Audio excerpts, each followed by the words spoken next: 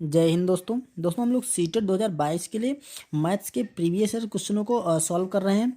तो इस वीडियो में हम लोग देखने वाले हैं 28 जुलाई 2013 को जो सीटेट का पेपर आया था उसके कुछ क्वेश्चन यहाँ पे हमने लिख रखे हैं, उनको हम लोग सॉल्व करेंगे और आसान तरीके से सॉल्व करेंगे। तो आइए यहाँ पर देखते हैं। यहाँ क्वेश्चन दे रखा है, नीचे दिए गए पैटर्न का अध्ययन कीजिए। ये पैटर्न दे रखा है, देखिए 1 × 1 = 1। यहाँ पर दे रखा है 11 × 11 = 121।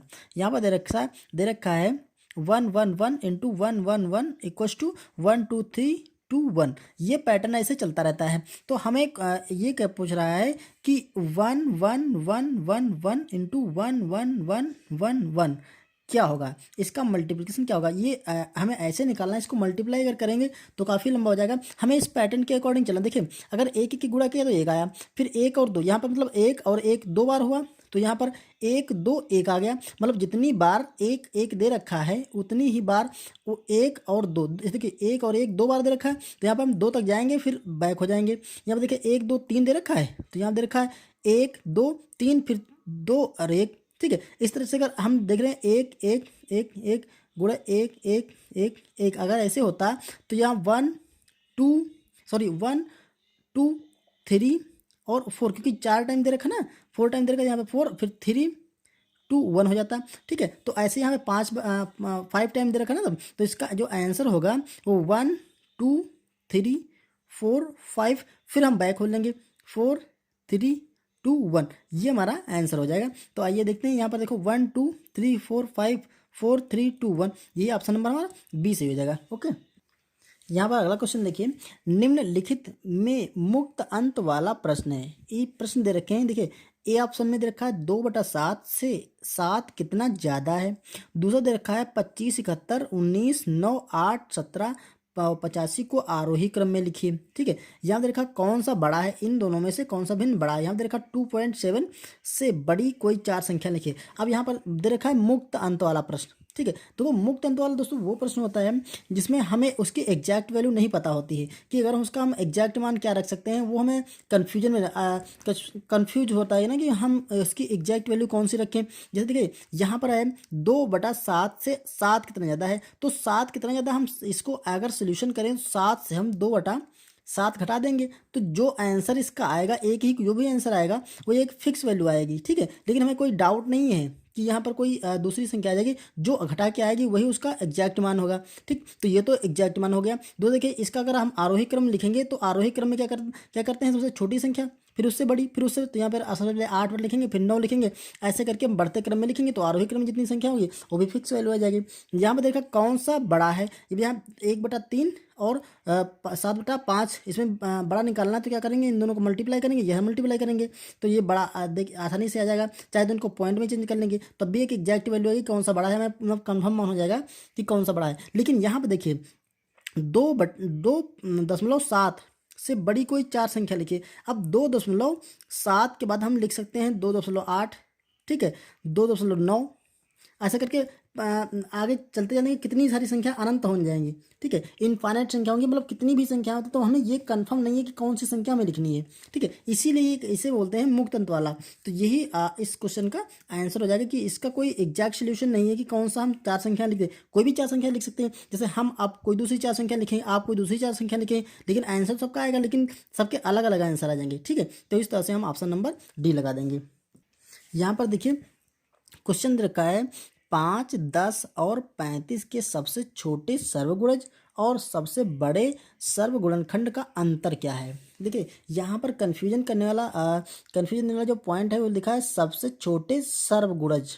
ठीक है, और यहाँ देखा सबसे बड़े सर्वगुणनखंड। देखिए सर्वगुणज का मतलब ये है 5 10 और 35, ये जो देखा है 5 10 और 35, इनका एक ऐसा गुणनखंड या ऐसा गुणज जो कि इन तीनों का पहाड़ा उसमें लग जाए। मतलब ये डायरेक्टली या इनडायरेक्टली एलसीएम की बात कर रहा है।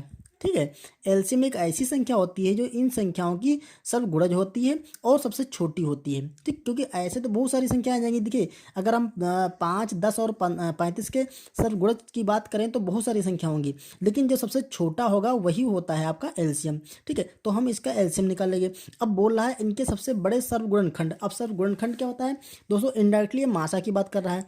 5, 10 और 35 का ऐसा गुणनखंड जो तीनों में कॉमन हो। देखिए इसको हम कर सकते हैं 5, इसको करते हैं 2 गुणा 5 और इसको कर सकते हैं हम 7 गुणा 5। देखिए तो यहाँ पर भी 5 आ रहा है, यहाँ पर भी 5 आ रहा है, यहाँ पर भी 5 आ रहा है, तो जो सब गुणनखंड इसका हो जाएगा वो 5 हो जाएगा, ठीक है। अब इसका एलसीएम निकालना है, तो इसका एलसीएम दोस्तों अगर हम 35, 10 और 5 का एलसीएम निकालें तो ये 70 आएगा, ठीक है, 70। क्योंकि 70 एक ऐसी संख्या जिसमें 35 का भी पहाड़ा लग जाएगा, 10 का भी लग जाएगा और 5 का भी लग जाएगा। ऐसी बाकी सबसे छोटी, इससे 10, 70 से छोटी कोई संख्या नहीं है जिसमें इन तीनों का पहाड़ा लग सके, क्लियर। तो यहाँ पर आएगा 70 और यहाँ पर आएगा 35, सॉरी 5। इससे बोल रहा था कि इनका अंतर क्या है, तो हम क्या करेंगे 70 से हम 5 घटा देंगे तो यहाँ पर 65 आ जाएगा, ठीक है। तो इस तरह से हम 65 क्वेश्चन का आंसर निकाल सकते हैं। तो ऑप्शन नंबर हम डी लगा देंगे, ओके।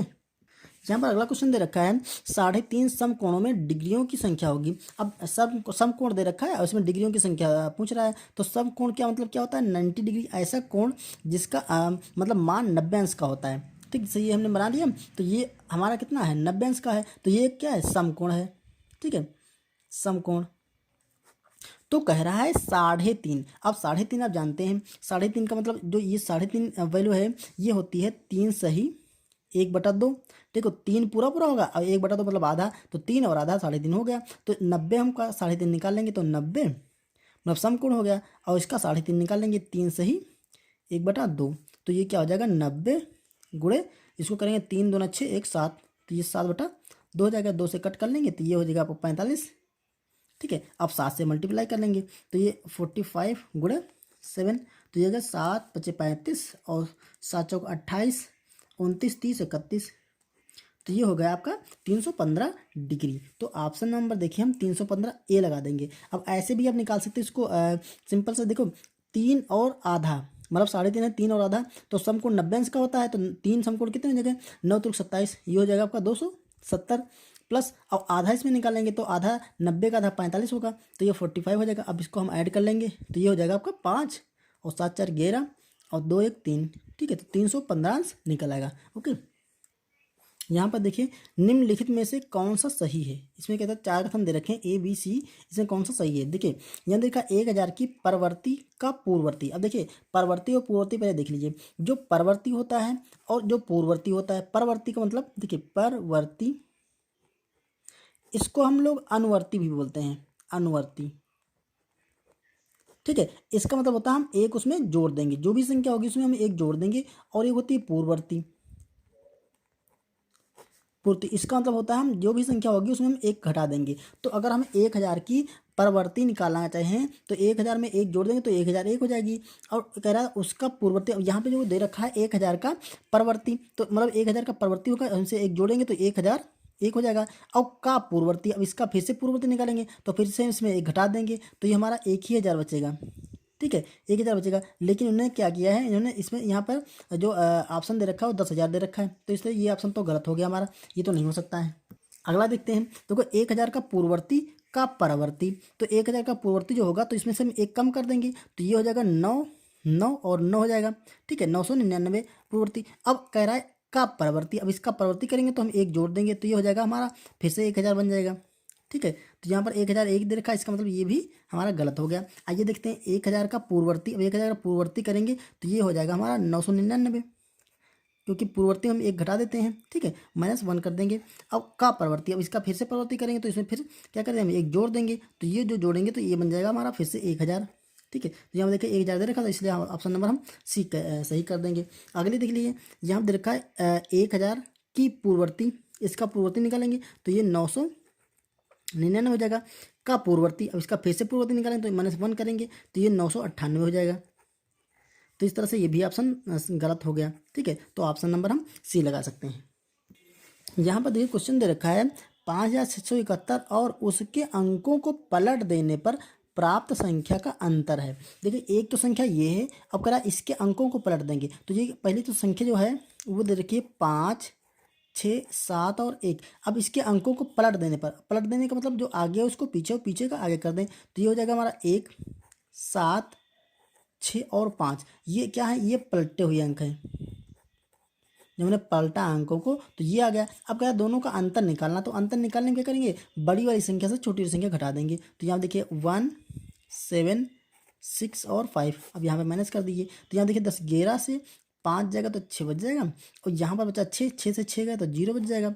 यहाँ पर है 6, 7 नहीं जाएगा तो यहाँ पे कैरी लाएंगे, तो यहाँ पे 16 हो जाएगा, 16 से 7 जाएगा तो 9 बचेगा, और यहाँ पर बचा 4 और 4 से 1 जाएगा तो 3 बच जाएगा। ठीक है, तो 39, 0, 6 ये हमारा इस क्वेश्चन का आंसर आ जाएगा। तो देखिए ऑप्शन नंबर इसमें हम सी टिक कर देंगे। ओके, तो दोस्तों ये था छोटा सा वीडियो जिसमें हम सीटेट के कुछ पुराने पेपर से क्वेश्चन लिए थे। उम्मीद है आपको पसंद आए होंगे। अगर वीडियो आपको सही लगा है तो इसे लाइक करिए, चैनल पर नए तो सब्सक्राइब कर लीजिए, और हमारा पिछला वीडियो अगर देखना चाहें तो हमारा इसका लिंक इसके डिस्क्रिप्शन बॉक्स में मिल जाएगा। Okay, thank you.